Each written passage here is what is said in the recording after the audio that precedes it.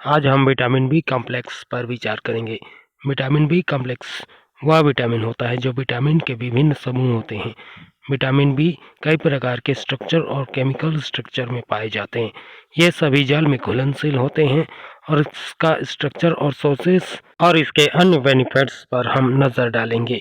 तो दोस्तों, आज इस वीडियो में हम इसके सोर्सेस, इसके कमी से होने वाले रोग और इसके लाभ के बारे में जानेंगे। क्या होता है विटामिन बी कॉम्प्लेक्स? तो चलिए दोस्तों, नज़र डालते हैं विटामिन बी कॉम्प्लेक्स पर। विटामिन बी कॉम्प्लेक्स में सबसे पहला स्ट्रक्चर होता है विटामिन बी वन का। विटामिन बी वन, जिसे थायमिन के नाम से भी जाना जाता है, यह थायमिन कई प्रकार के एलिमेंट्स के बने होते हैं। जैसे उदाहरण के तौर पर देखें तो यह कार्बन के 12, हाइड्रोजन के 17 और क्लोरीन के 2 और नाइट्रोजन के 4 और ऑक्सीजन के 1 और सल्फर के 1 एटॉमिक पार्टिकल्स के बने होते हैं। वहीं इस मॉलिक्यूलर स्ट्रक्चर या आणविक संरचना को देखें तो इसका स्ट्रक्चर कुछ इस प्रकार पाया जाता है, जो देखने में ऐसा लगता है। दोस्तों, इसके सोर्स के बारे में जाने तो सोर्स इस प्रकार होते हैं। इसके सोर्स कुछ इस प्रकार से पाए जाते हैं। सबसे पहला पाया जाता है जौ। जौ में इसकी मात्रा पाई जाती है और इसके अलावा गेहूँ और इसके अलावा अन्य और कई हैं, जैसे मूंगफली में, और इसके अतिरिक्त बाजरा में भी पाया जाता है। ये इन सभी में छिलकों में इनकी मात्रा काफ़ी पाई जाती है। इसके अलावा अन्य सोर्स जैसे मांस में भी इसकी मात्रा और अंडा और इसके अलावा मछलियों में भी इसकी काफ़ी प्रचुर मात्रा पाई जाती है। वही दोस्तों, इसके बेनिफिट्स पर नज़र डालें तो यह सबसे पहला पाया जाता है, यह कार्बोहाइड्रेट का उपापचय को नियंत्रित करता है। वह ऑक्सीकरण तथा पार्विक अम्ल में अपघटन तथा पाचन शक्ति में भी वृद्धि करता है। नहीं दोस्तों, इसके कमी से होने वाले रोग पर नज़र डालें तो इसकी कमी से भूख कम लगती है, हृदय कमज़ोर होने लगता है तथा कभी कभी हृदय की गति भी रुक जाती है। दूसरा, इसकी कमी से मानव में बेरी तथा पशुओं में पॉलीन्यूराइटिस रोग होता है। तीसरा, इस रोग में हाथ पैर में लकवा मार जाता है। अब दोस्तों, नज़र डालते हैं विटामिन बी कॉम्प्लेक्स के दूसरे विटामिन पर, जिसे विटामिन B2 के नाम से भी जाना जाता है। यह राइबोफ्लेविन भी इसे कहते हैं। यहीं इसके स्ट्रक्चर और केमिकल कंपाउंड को देखें तो इसमें कुछ एलिमेंट्स इस प्रकार पाए जाते हैं, जैसे कार्बन के 17 और हाइड्रोजन के 20 और नाइट्रोजन के 4 और वहीं ऑक्सीजन के 6 एटॉमिक पार्टिकल्स इसके मिलकर इसका मॉलिक्यूलर स्ट्रक्चर तैयार करते हैं। इसका मॉलिक्यूलर स्ट्रक्चर कुछ इस प्रकार पाया जाता है। देखिए, ऐसा दिखता है इसका मॉलिक्यूलर स्ट्रक्चर। वहीं दोस्तों, इसके सोर्स पर नज़र डालें तो इसका सोर्स कुछ इस प्रकार पाया जाता है। यह दूध में भी मात्रा पाई जाती है और अंडे में भी इसकी, और लीवर के अलावा यह किडनी में भी मात्रा पाई जाती है इसकी, और इसके अतिरिक्त ईस्ट में भी इसकी काफ़ी मात्रा पाई जाती है। इसके अलावा गेहूं में भी इसकी काफ़ी मात्रा पाई जाती है। अन्य सोर्स जैसे चना में इसकी मात्रा पाई जाती है। इसके अतिरिक्त दाल में भी इसकी मात्रा पाई जाती है और इसके अलावा पालक में भी इसकी मात्रा, और इसके बाद हरी सब्जी में भी। वहीं दोस्तों, इसके बेनिफिट्स पर नजर डालें तो यह अनेक एंजाइम के रूप में पाया जाता है और कार्बोहाइड्रेट के उपापचय में भाग लेता है। इसके बाद दोस्तों, इसकी कमी से होने वाले रोगों पर विचार करें तो सबसे पहला पाया जाता है इसकी कमी से मानव वृद्ध और दुर्बल दिखाई देता है। दूसरा, इसकी कमी होने पर ग्लाइसाइटिस, जीभ का सूजन। तीसरा, किलोसिस, जिसे होंठ की सूजन तथा फटना होता है। चौथा, सीबोरिक डर्मोसिस, त्वचा का फटना, आंखों का सूजन आदि रोग होता है। अब दोस्तों, तीसरा सेगमेंट में आता है विटामिन बी कॉम्प्लेक्स का तीसरा विटामिन, जिसे विटामिन B3 के नाम से भी जाना जाता है। इसे पैंटोथेनिक एसिड के भी नाम से भी जाना जाता है। वहीं इसके केमिकल स्ट्रक्चर में देखें तो यह कार्बन के 9 और हाइड्रोजन के 17 और नाइट्रोजन के 1 और ऑक्सीजन के 5 एटॉमिक पार्टिकल्स के बने होते हैं। वहीं इसके दोस्तों मॉलिक्यूलर स्ट्रक्चर को देखें तो कुछ इस प्रकार का स्ट्रक्चर पाया जाता है। मॉलिक्यूलर स्ट्रक्चर देखने में ऐसा सेम टू सेम दिखाई देता है। दोस्तों, इसके भी प्रमुख सोर्स के बारे में जान लेते हैं। कैसा है इसका सोर्स, किन किन में पाया जाता है। नहीं दोस्तों, इसके सोर्स कुछ इस प्रकार पाए जाते हैं, जैसे मांस में और लीवर में भी इसकी मात्रा पाई जाती है, और इसके अतिरिक्त किडनी में भी इसकी काफ़ी मात्रा पाई जाती है। इसके अलावा अन्य सोर्स जैसे ईस्ट में भी इसकी मात्रा पाई जाती है और मटर भी इसका सोर्स होता है। वहीं दोस्तों इसके बेनिफिट्स पर नज़र डालें तो यह सामान्य वृद्धि को नियंत्रित करता है। इसके अलावा यह त्वचा और बाल की उर्वरकता को नियंत्रित करता है। दूसरा, इसकी कमी से बाल सफ़ेद होने लगते हैं। अब बात करते हैं दोस्तों विटामिन बी कॉम्प्लेक्स के अन्य समूह जैसे विटामिन B5, इसे निकोटिनामाइड भी कहते हैं। यह निकोटिनामाइड अन्य केमिकल स्ट्रक्चर्स में जैसे यह कार्बन के 6 और हाइड्रोजन के 5 और नाइट्रोजन के 2 और ऑक्सीजन के 2 एलिमेंट्स और एटॉमिक पार्टिकल्स के बने होते हैं। इसका मॉलिक्यूलर स्ट्रक्चर कुछ इस प्रकार दिखाई देता है। मॉलिक्यूलर स्ट्रक्चर इसमें जैसा कि आप इस वीडियो में देख रहे हैं, इसका मॉलिक्यूलर स्ट्रक्चर बिल्कुल ही ऐसा ही पाया जाता है। इसमें वे सभी एलिमेंट्स पाए जाते हैं। चलिए दोस्तों नज़र डालते हैं इसकी क्या क्या फ़ायदे हैं और क्या क्या इसके कमी से होने वाले रोग होते हैं। सॉस की बात करें तो यह मांस और इसके अतिरिक्त लीवर में इसकी काफ़ी मात्रा पाई जाती है। दोस्तों इसके लाभ पर नज़र डालें तो यह कार्बोहाइड्रेट तथा अमीनो अम्ल के ऑक्सीकरण में सहायक होता है। वहीं इसकी कमी से प्लेग्रा नामक रोग होता है, जिसमें त्वचा सूख जाती है तथा मस्तिष्क व पाचन तंत्र ठीक से काम नहीं करती है। अब दोस्तों नज़र डालते हैं एक और विटामिन समूह पर, जिसे विटामिन B6 कहते हैं। यह विटामिन B6 को पायरिडॉक्सिन के नाम से भी जाना जाता है। इसका केमिकल स्ट्रक्चर यह नाम होता है। दोस्तों अगर इसके एलिमेंट्स पर चर्चा करें तो यह कार्बन के 8 और हाइड्रोजन के 12 और ऑक्सीजन के 3 और नाइट्रोजन के 1 एटॉमिक पार्टिकल्स के बने होते हैं। यह एटॉमिक पार्टिकल्स में अगर हम इसके मॉलिक्यूलर स्ट्रक्चर और आणविक संरचना पर नज़र डालें तो इसका स्ट्रक्चर कुछ इस प्रकार होता है। दूध इसके सोर्स होते हैं। इसके अलावा मांस और अंडे में भी इसकी मात्रा पाई जाती है। इसके अलावा यीस्ट में भी काफ़ी मात्रा पाई जाती है। वहीं दोस्तों इसके लाभ के बारे में जाने तो यह रेड ब्लड सेल्स के निर्माण में सहायता करने के साथ साथ उपापचय को भी नियंत्रित करता है।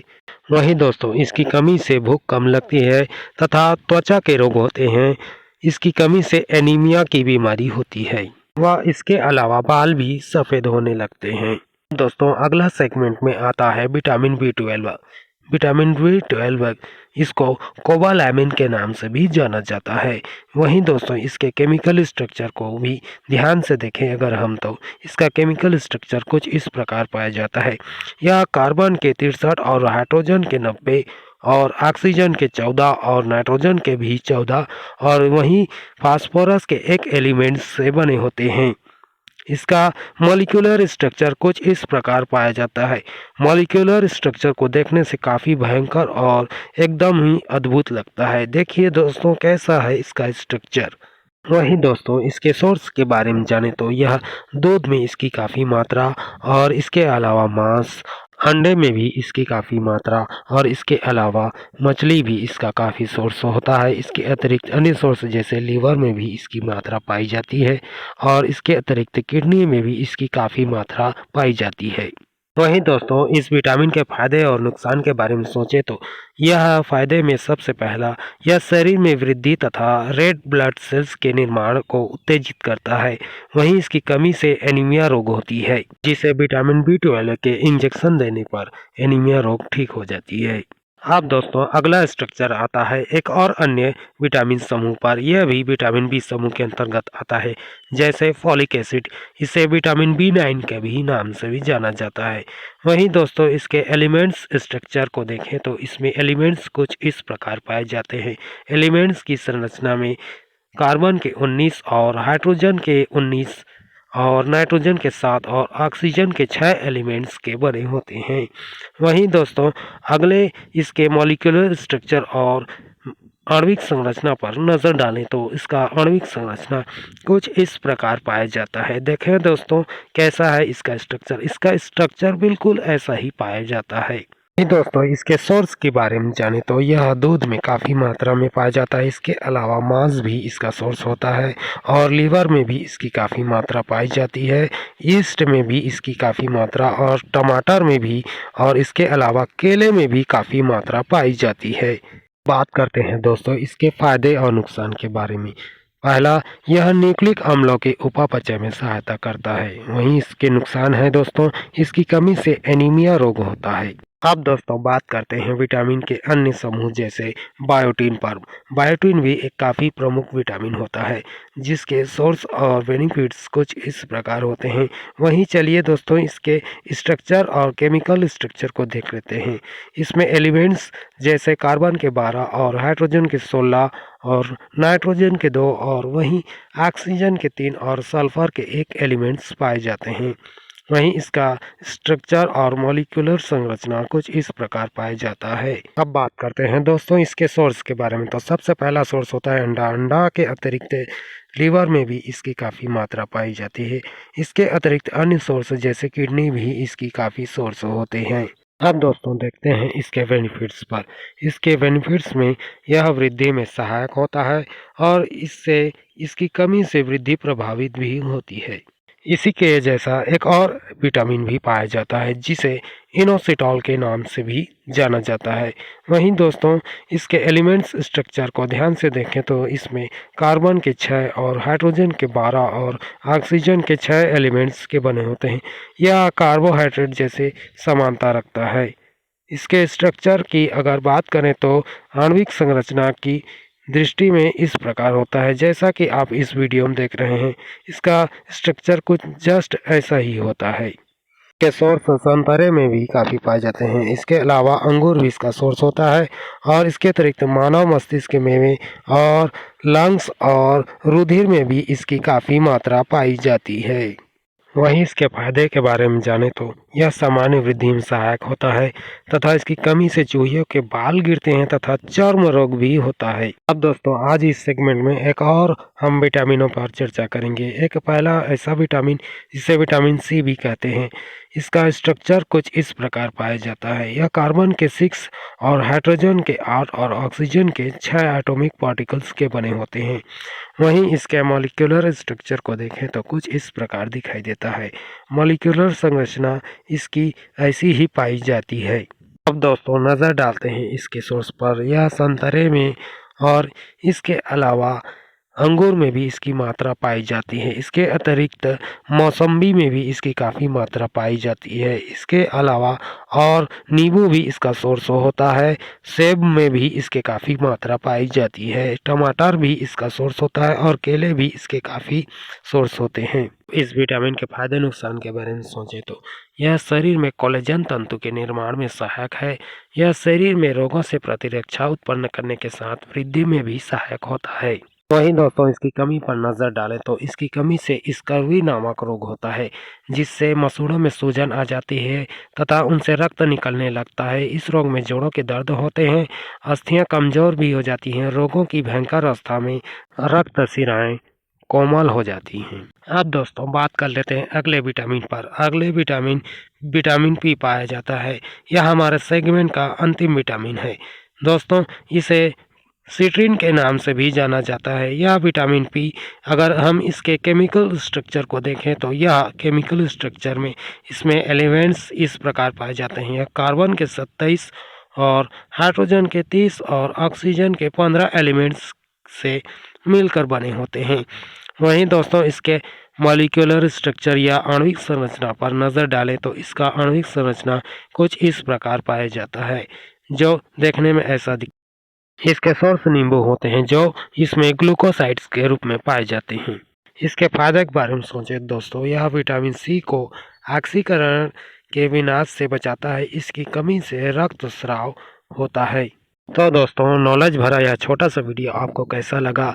यदि आप विटामिनों के बारे में जान चुके हैं तो हमें कमेंट बॉक्स में ज़रूर बताएं। वहीं दोस्तों आपको यह वीडियो अच्छा लगा हो तो लाइक और शेयर करना ना भूलें। दोस्तों अंत में और कहता हूँ चैनल को सब्सक्राइब ज़रूर कर लें। थैंक यू दोस्तों, वीडियो तक अंत तक बने रहने के लिए धन्यवाद।